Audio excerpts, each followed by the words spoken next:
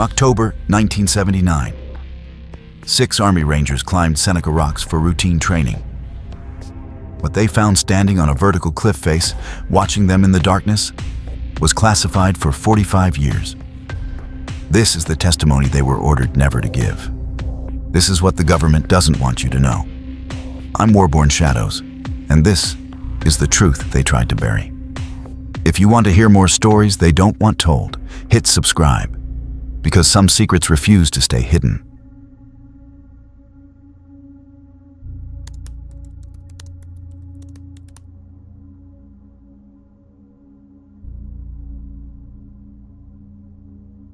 The Appalachian night swallows sound differently than anywhere else I've served. I'm First Lieutenant Russell Hayes, U.S. Army Rangers, and in October 1979, I led a 6-man mountain warfare training detail into Monongahela National Forest. We'd done this exercise 100 times before. Night navigation, vertical terrain familiarization, standard mountain warfare protocols. Seneca Rocks was a training staple back then, a 900-foot sandstone formation that had been breaking in green soldiers since World War II. The rock face rises almost vertical from the valley floor, sharp as a ship's prow cutting through the tree line. In daylight, it's breathtaking. At night, it's something else entirely. The wind moves through those rocks like breathing, and the shadows pool in places they shouldn't. I'd climbed Seneca 3 times in my career. I knew the routes, knew the holds, knew which faces caught ice first when temperatures dropped. What I didn't know, what none of us knew, was that we weren't alone on that mountain. My team assembled at the base camp on the evening of October 14th, 1979. Sergeant Jerome Butler, my second in command, had been through Ranger School with me. Solid, by the book, the kind of NCO who checked knots twice and equipment 3 times. Specialists Warren Cole and Luis Ortega were both experienced climbers, assigned specifically for their technical skills. Then we had our 2 junior Rangers, Private First Class Tim Novak and Chad Brennan, both fresh from advanced training, both eager to prove themselves on real vertical terrain. The mission brief was straightforward. 48 hours of night operations, practicing insertion and extraction on difficult terrain. No live ammunition, no enemy force scenarios. Just us, the rock, and the October cold. We made camp in a clearing approximately 200 yards from the base of the main formation. Standard field setup, 2 3-man tents, equipment cache secured, perimeter marked with chem lights at 20-meter intervals. Butler ran a comms check at 2100 hours. Radio contact was clean back to Fort Bragg. Weather forecast called for clear skies, temperatures dropping to the mid-30s by dawn. Perfect conditions for what we had planned. Cole and Ortega spent the first hour after dark reviewing anchor points and belay stations we'd be using. Novak and Brennan prepped climbing gear, coiling rope with the careful attention of men who knew their lives might depend on a knot tied correctly in the dark. Butler stood at the edge of our camp's light, studying the rock face through binoculars. Even with a 3/4 moon, Seneca Rocks was more silhouette than substance. A massive wall of shadow cutting across the stars. You ever wonder what these mountains looked like before we got here? He said without lowering the binoculars.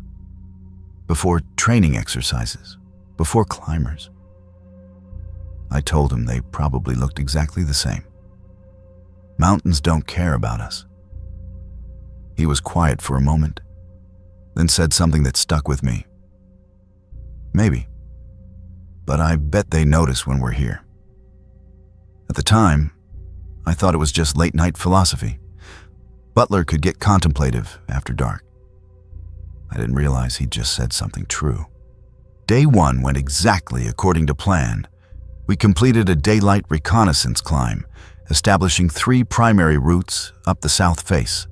Ortega led the technical assessment, marking questionable holds with chalk, identifying natural anchor points in the rock. The sandstone was solid, ancient, weathered, smooth in places, rough as teeth in others. By 1600 hours, we'd mapped our night ascent route completely. We descended, reviewed the plan over MRES, and waited for full darkness. The night climb started at 22:30 hours. Teams of 2, staggered starts, radio silence unless emergency.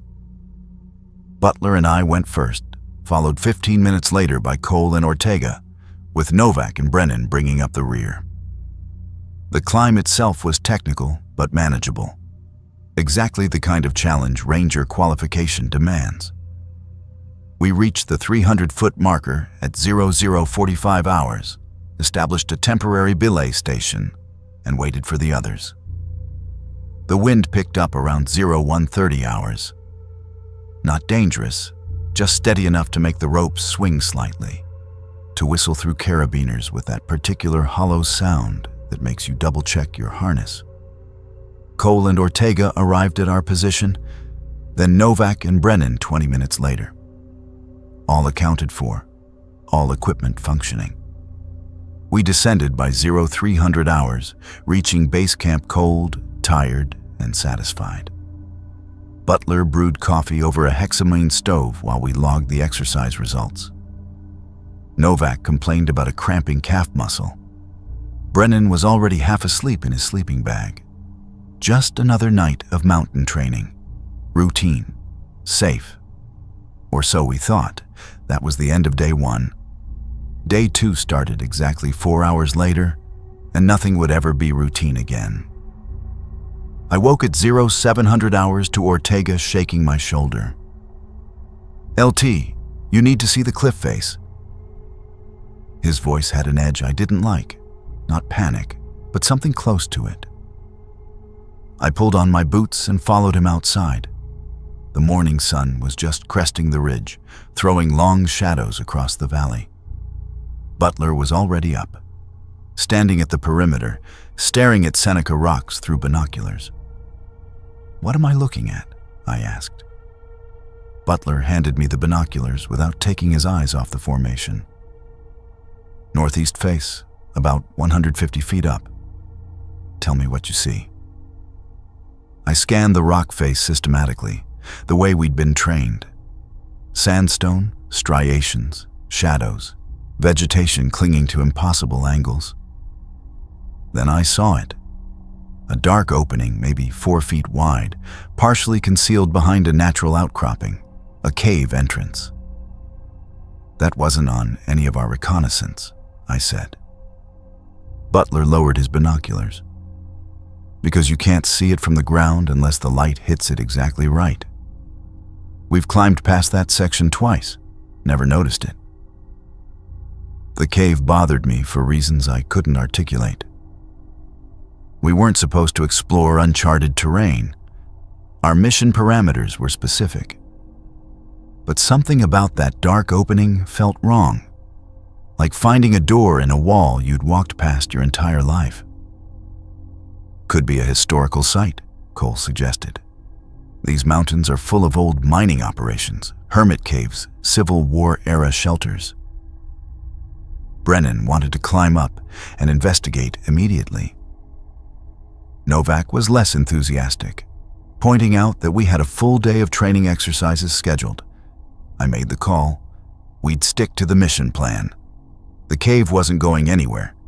If we had time after completing our objectives, we'd take a look. That decision bothered me then. It bothers me more now.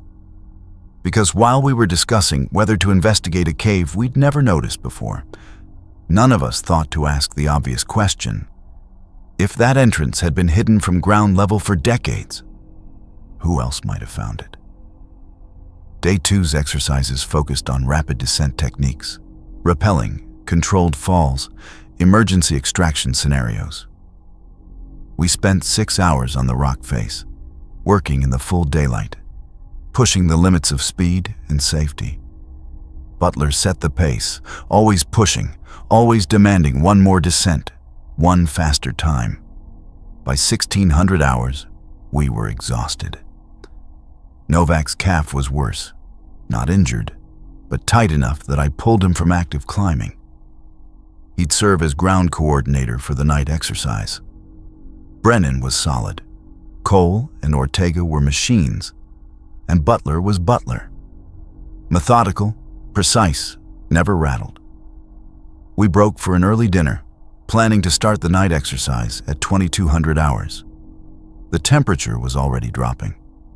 Weather forecast remained clear, but the wind had shifted, coming down from the peaks now, carrying that particular Appalachian cold that cuts through layers.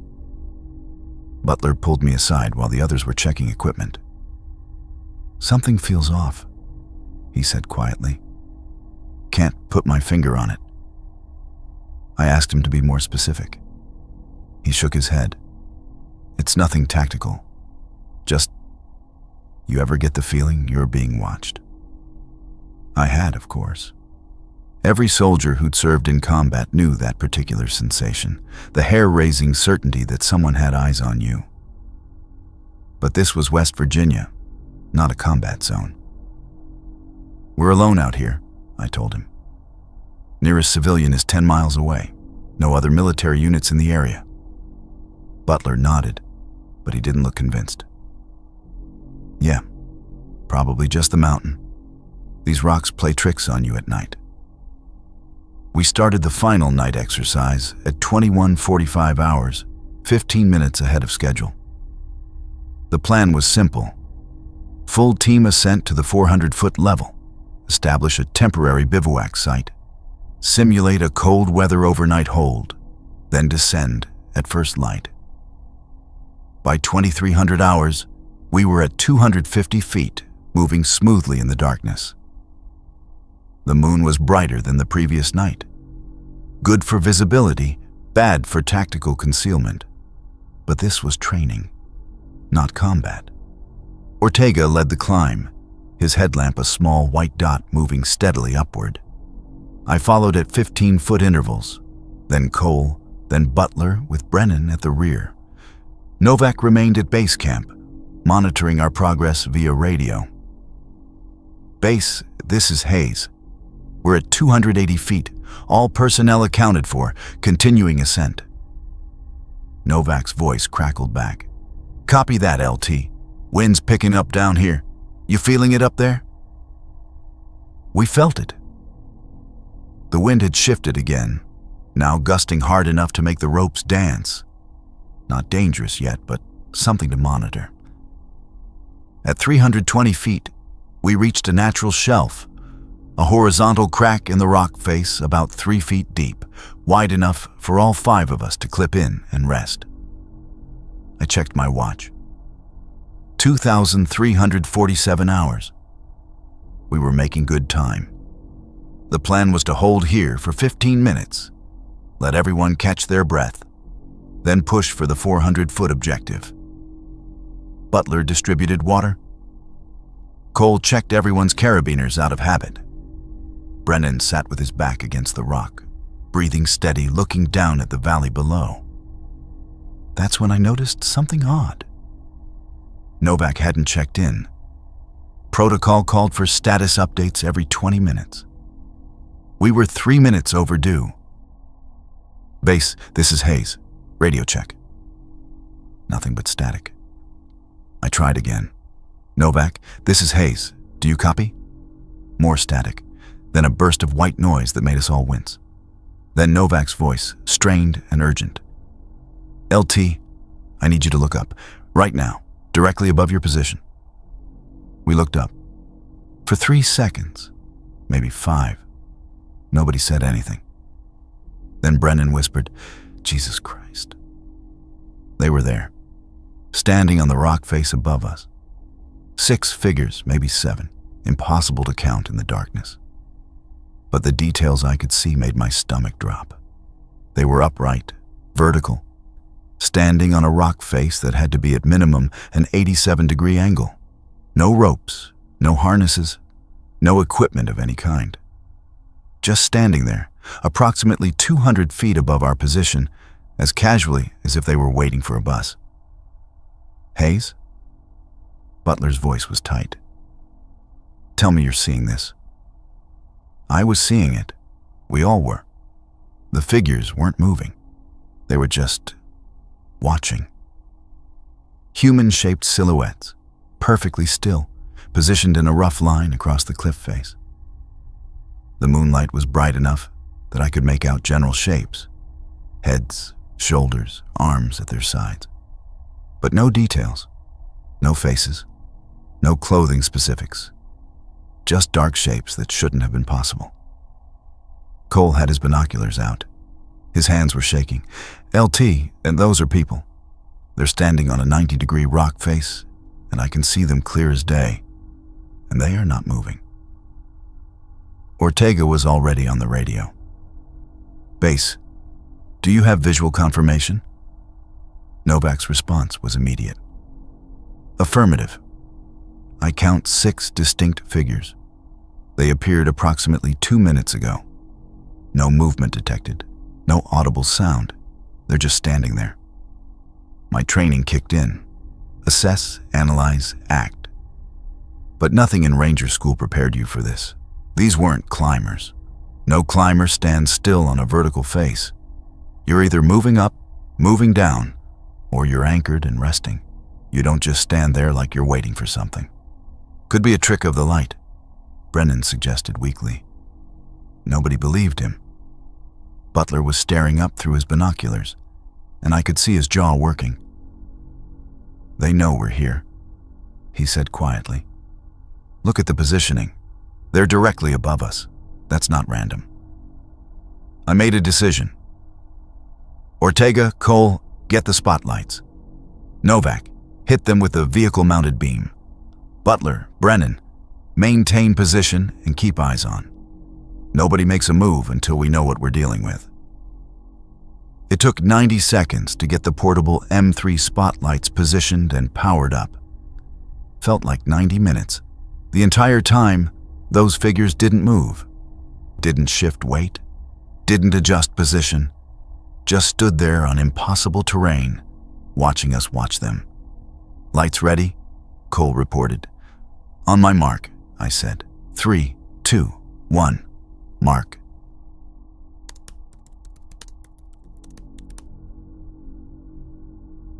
Three spotlights hit the cliff face simultaneously. 2,000 lumens of concentrated white light. Bright enough to turn night into noon. Bright enough to blind anyone caught in the direct beam. The rock face above us lit up like a stage. Every crack, every shadow, every impossible angle suddenly visible in harsh detail. For exactly 2 seconds, the figures were there. Perfectly illuminated. Human silhouettes, arms at their sides, faces turned down toward us.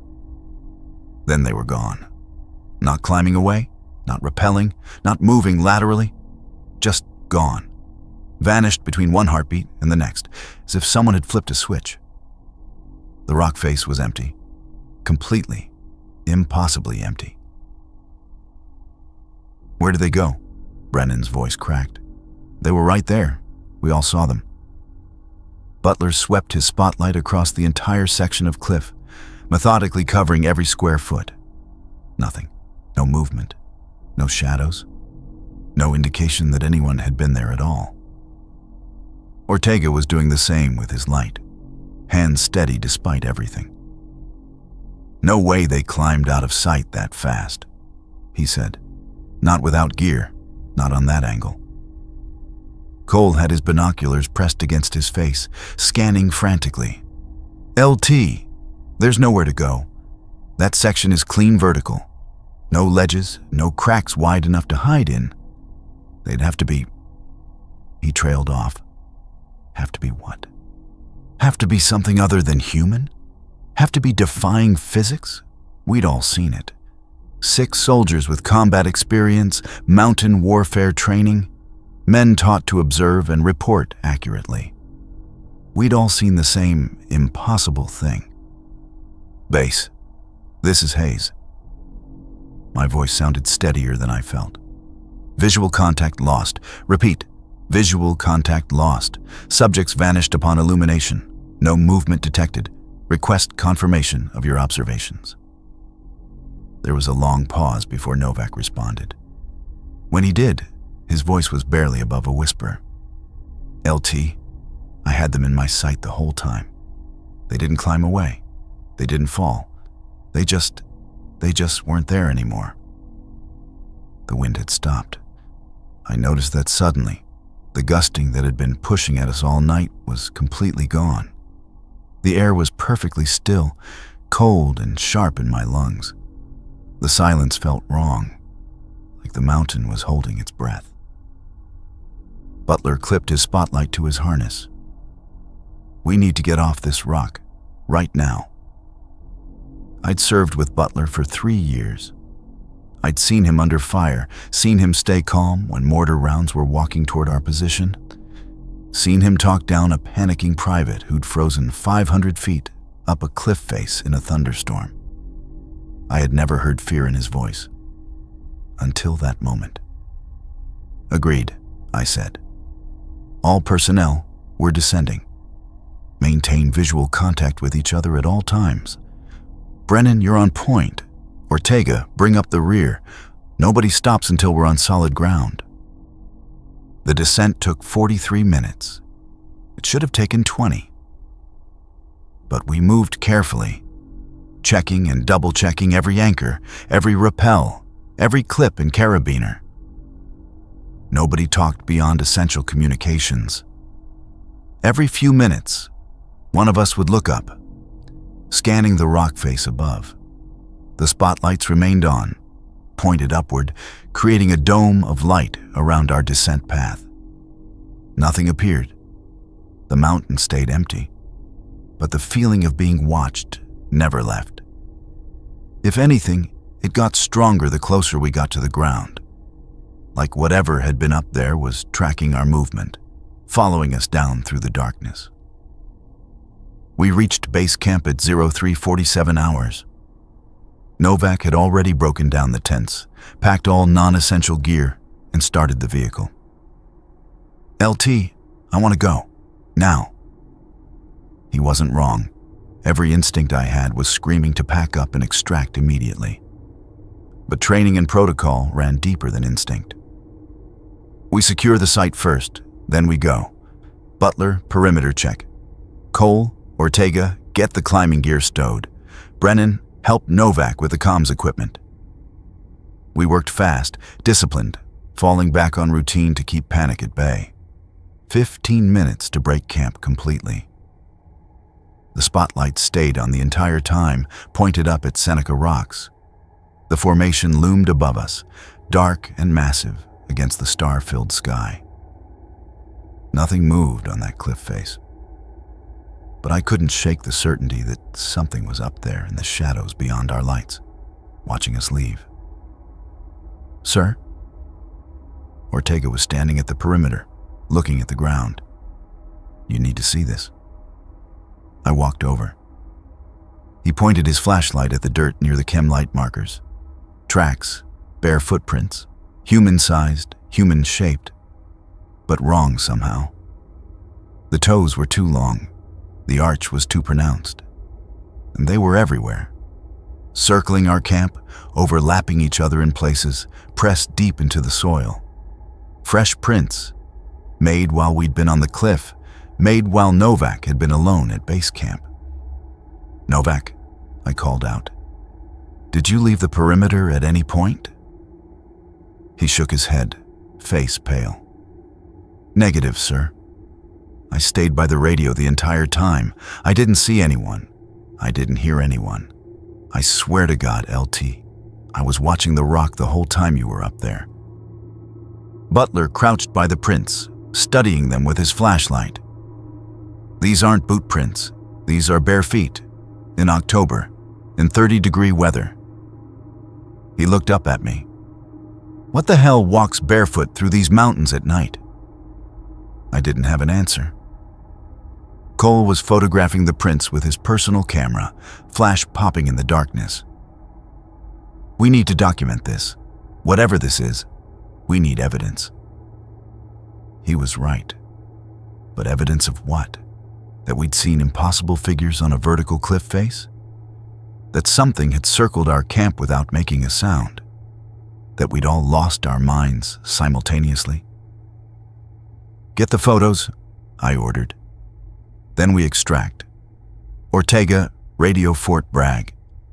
Let them know we're coming in early due to environmental concerns." Ortega made the call. The response was standard. Acknowledge early extraction, maintain radio contact, report to ops immediately upon return. Nothing in the duty officer's voice suggested he thought anything was wrong. Why would he? We were just ending a training exercise a few hours ahead of schedule. Happens all the time. Environmental concerns could mean anything. Weather turning, equipment failure, minor injuries. Nobody at Fort Bragg had any reason to think we'd just encountered something impossible. We loaded the last of the gear. Brennan took one final sweep with his spotlight, scanning the cliff face one more time. "LT, I think..." He stopped. His spotlight was fixed on a point about 150 feet up, northeast face. "I think I found where they came from." The cave entrance, the same one we'd noticed that morning. But something was different. In the spotlight's beam, I could see the opening clearly now. Larger than we'd thought, deeper than it had appeared in daylight. And there was something in the opening. A shape, human-sized, standing just inside the darkness, right at the edge where the light couldn't quite reach, watching us. "Get in the vehicle," I said quietly. "Everyone, now." We moved fast. 30 seconds from standing formation to engine running, doors closed, vehicle in gear. Butler drove. I sat in the passenger seat, spotlight in my hands, keeping the beam on that cave entrance as we pulled away. The figure never moved, never stepped forward, never stepped back. It just stood there, a dark silhouette framed by the cave opening, watching us disappear down the mountain road. We didn't talk during the drive, not for the first hour. Cole sat in the back, reviewing the photos he'd taken, the footprints, the cliff face, the cave entrance. Brennan stared out the window. Ortega cleaned his rifle, an old nervous habit from deployment. Novak had his eyes closed, but I knew he wasn't sleeping. Butler drove 5 miles over the speed limit, hands tight on the wheel, checking the rearview mirror more often than necessary. At 05:20 hours, as dawn started breaking over the mountains, Butler finally spoke. "We report this exactly as it happened.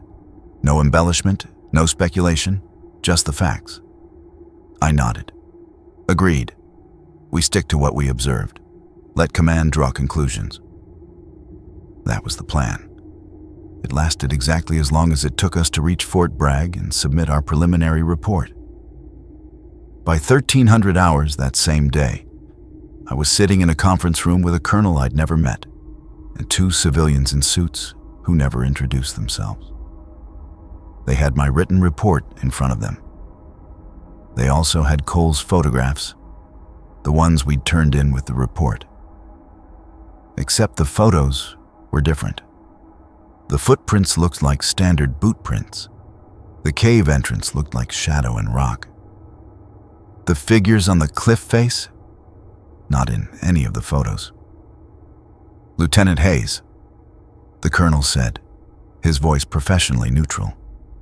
"You've had a difficult training exercise. Mountain terrain, night operations, extreme cold. It's not unusual for experienced soldiers to experience perceptual difficulties under such conditions." I started to object. He held up his hand.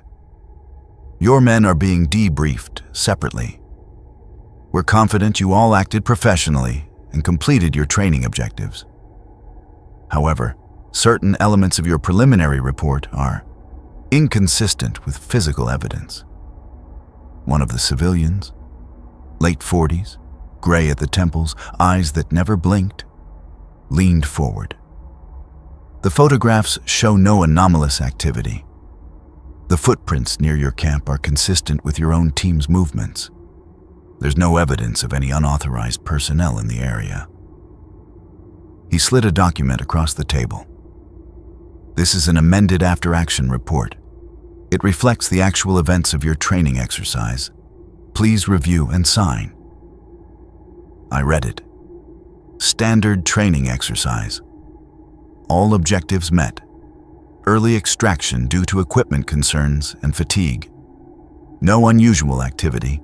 No contact with unknown personnel. No figures on the cliff face. No cave exploration. Nothing happened. I'm not signing this. The colonel's expression didn't change. You will sign it, Lieutenant, or you will be removed from active duty pending a full psychological evaluation. Your team will face the same consequences. Is that clear? The civilian who hadn't spoken yet reached into his briefcase and pulled out a folder. He opened it, turned it around so I could see. Photographs. Professional quality. High resolution. They showed Seneca rocks. They showed the cave entrance. And they showed what was inside. Multiple figures. Human-shaped but wrong in ways the photographs made sickeningly clear. Elongated limbs, joints that bent in too many places. Faces that might have been human once, but weren't anymore. The civilian closed the folder. This facility has been known to certain government agencies since 1957. What you encountered last night is part of an ongoing containment situation. You and your team stumbled into something classified above your pay grade. Those things, I started. Are contained? The civilian interrupted. Are monitored. Are not a threat to national security as long as they remain where they are. And they will remain where they are as long as nobody goes looking for them. He leaned back. Sign the amended report, Lieutenant Hayes. Complete the required debriefing. Never speak about this to anyone, including your own team. And understand that Seneca Rocks is now off limits for military training purposes indefinitely. The colonel pushed a pen toward me. This is not a request, Lieutenant. This is a direct order. You have 10 seconds to comply. I signed. What else could I do? Refuse and get labeled mentally unfit? Destroy the careers of 5 good soldiers? I signed the lie and hated myself for it. They separated us after that. Individual debriefings that lasted 3 days. By the time they let us go, the story was set. Training exercise, equipment issues, fatigue. Nothing unusual happened. Butler never spoke to me about it again. Orders. Cole transferred to a different unit 6 months later. Ortega got out of the Army entirely in 1981. Novak and Brennan finished their service terms and disappeared into civilian life. For 20 years, I kept silent, followed orders, buried it deep. But some things don't stay buried. In 1999, I got a call from a number I didn't recognize. When I answered, a voice I hadn't heard in 2 decades said, "LT, it's Ortega. We need to talk about Seneca Rocks, because they're not staying in the cave anymore."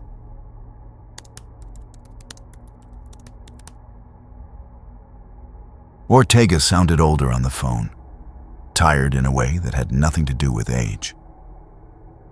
"I know we swore never to talk about it," he said. "But something's changed. I've been keeping track, watching the news. Missing hikers in that area, Lieutenant. 17 in the last 5 years. All experienced climbers.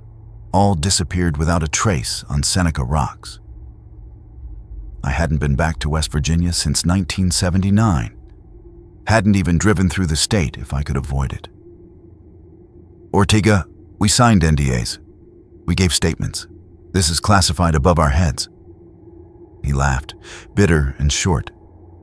"Yeah, classified. That's what they told us. But classified doesn't make it go away.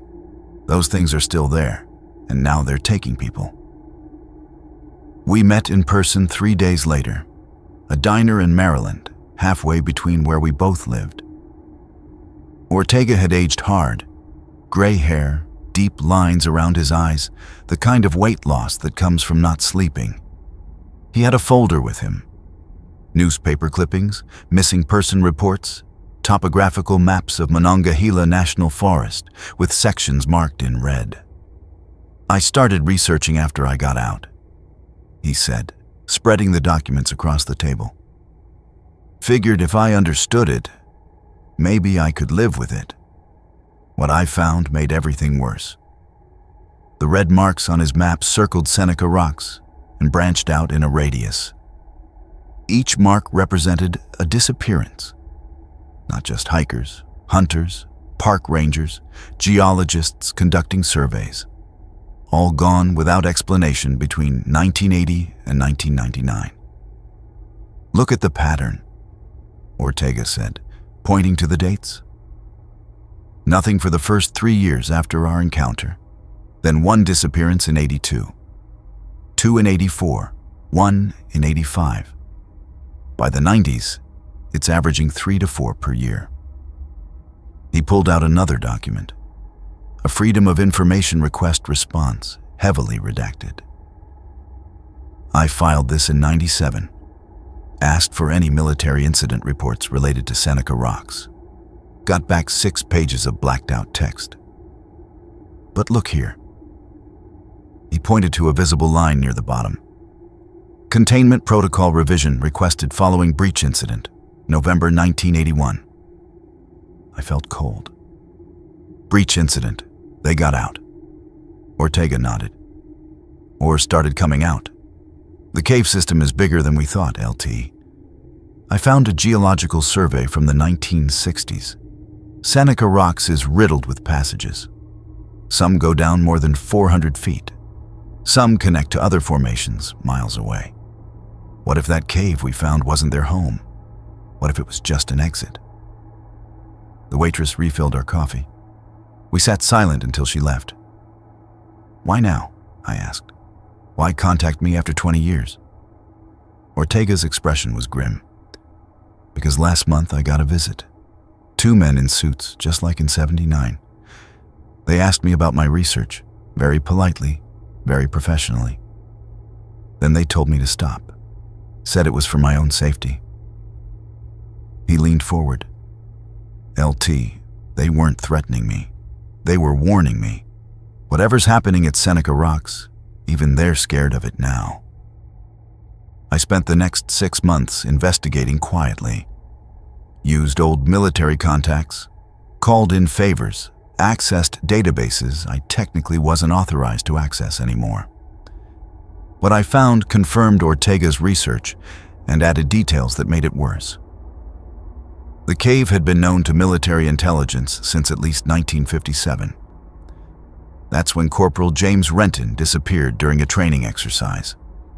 His body was never recovered, but his unit reported seeing figures moving on the cliff face at night. The incident was buried, classified, forgotten, except someone in the Pentagon didn't forget.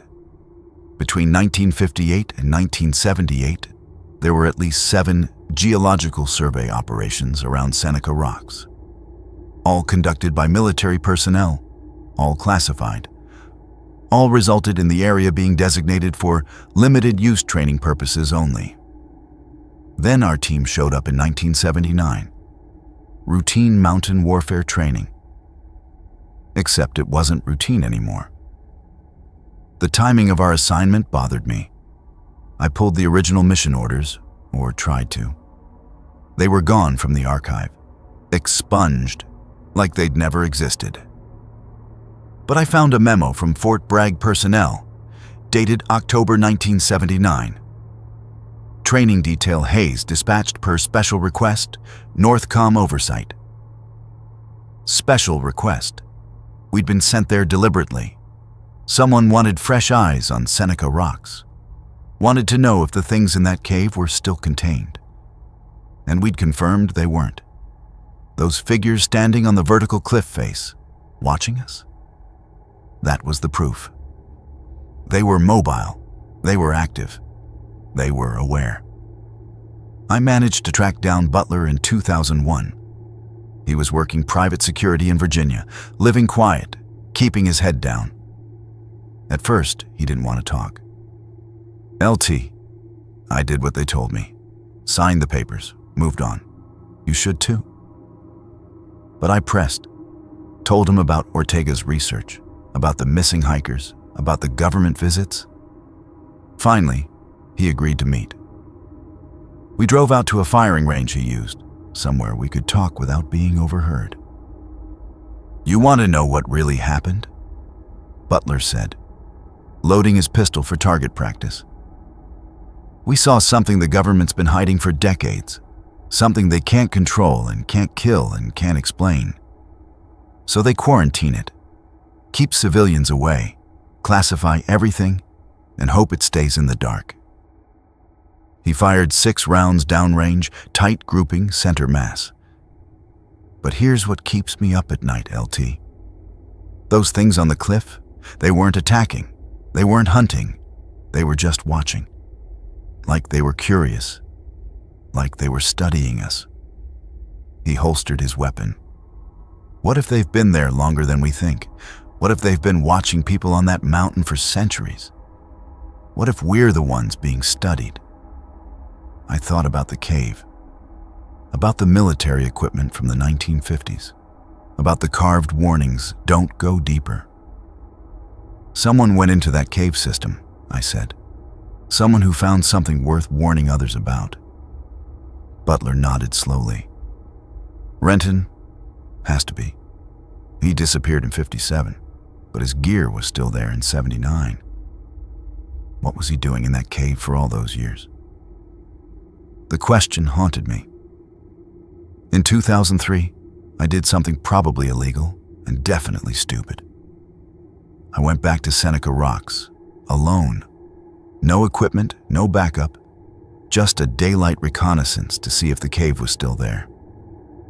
It took me 4 hours of hiking to reach the base of the formation. The area had changed. New fencing, warning signs about rockfall danger, trail closures that hadn't existed in 79. But I found a way up, climbing carefully, using the old routes I remembered. At 150 feet, I located the outcropping. The cave was still there, but the entrance was different, wider, like something had been digging it out from the inside. I didn't go in, stood at the entrance with my flashlight, looking into the darkness. The beam penetrated maybe 20 feet before the passage curved downward. I could see the scratch marks Ortega had photographed, the warnings carved into the stone. Don't go deeper.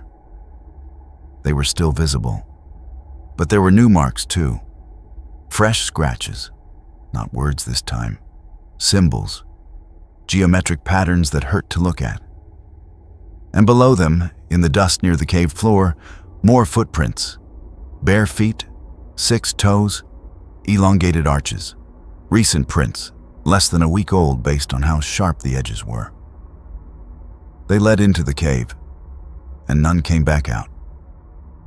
I left Seneca Rocks that day, knowing 2 things with absolute certainty.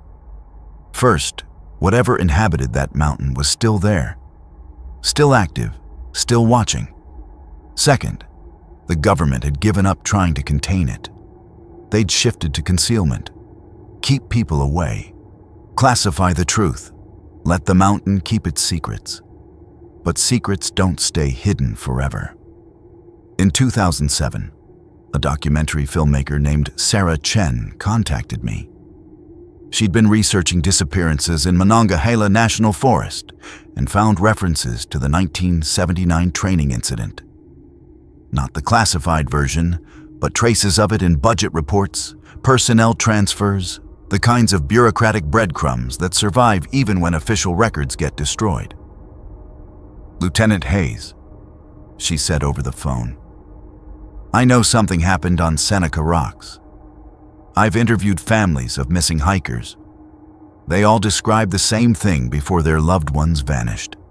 Figures on the cliff face, watching. I told her I couldn't help. Told her to drop the investigation. Told her it wasn't safe. She ignored me.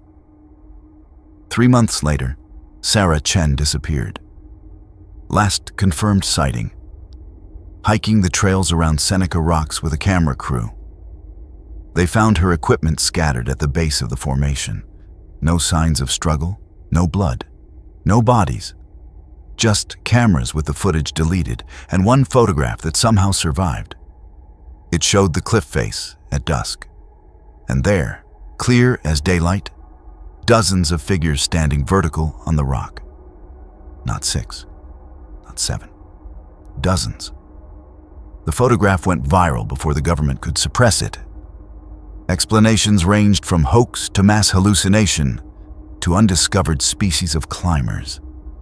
None of the explanations satisfied anyone. The National Park Service closed Seneca Rocks indefinitely in 2008, citing geological instability. The area remains closed today. Ortega died in 2010, heart attack, according to the official report.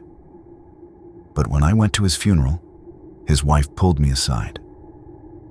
He was scared the last few months. Kept saying they were watching him. I thought he meant the government. But one night, I woke up and found him standing at the bedroom window, just staring out at the darkness. He said, "They're in the trees. They followed me home." She showed me something he'd left in a sealed envelope with my name on it. Inside was a single photograph, taken from his backyard. Nighttime infrared camera. And there in the tree line, partially obscured by branches, was a figure, standing upright, too tall, limbs too long, watching the house.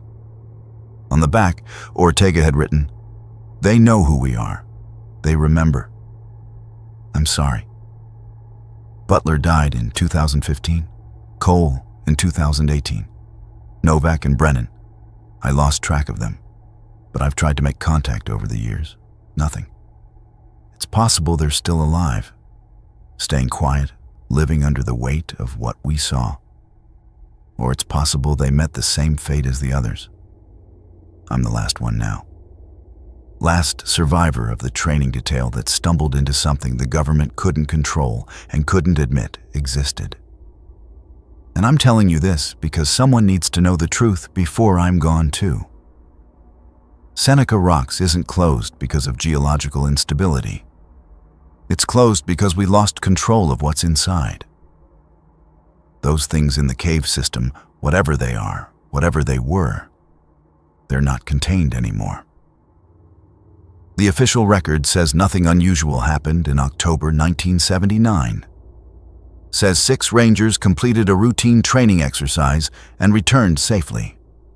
Says Corporal James Renton died in a training accident in 1957. Says 17 hikers disappeared over 20 years due to natural hazards and poor planning. The official record is a lie. I was there. I saw them standing on a vertical cliff face, like gravity meant nothing. I saw them vanish when we turned lights on them. I saw the footprints around our camp, the warnings carved in stone, the cave that shouldn't exist. I saw proof that we're not alone on this planet, and that some of the things sharing it with us have been here far longer than we have. If you're reading this, understand what it means. The government knows. They've known for decades. They chose concealment over disclosure, silence over truth. They let people disappear rather than admit what's in those mountains. And maybe they're right. Maybe some truths are too dangerous to share. But I can't carry this alone anymore. I'm 73 years old. My health is failing. And every night when I close my eyes, I see them, standing on that cliff face, watching us with an intelligence we refuse to acknowledge. They're still there, still watching, still waiting. For what? I don't know. Just know this. If you ever find yourself hiking in the Appalachian Mountains at night and you see figures on the rock face that shouldn't be there, don't shine a light on them. Don't try to photograph them. Don't investigate. Just leave. Because whatever they are, they notice when you notice them. And once they notice you, you're never really alone again. My name is First Lieutenant Russell Hayes, U.S. Army Rangers, retired. This is my testimony. This is the truth about Seneca rocks. And I'm telling you now because I won't be able to tell anyone much longer. They've started appearing in my yard at night, standing at the tree line, watching. Just like they watched Ortega. Just like they've watched everyone who saw them and lived to remember. I don't think I have much time left.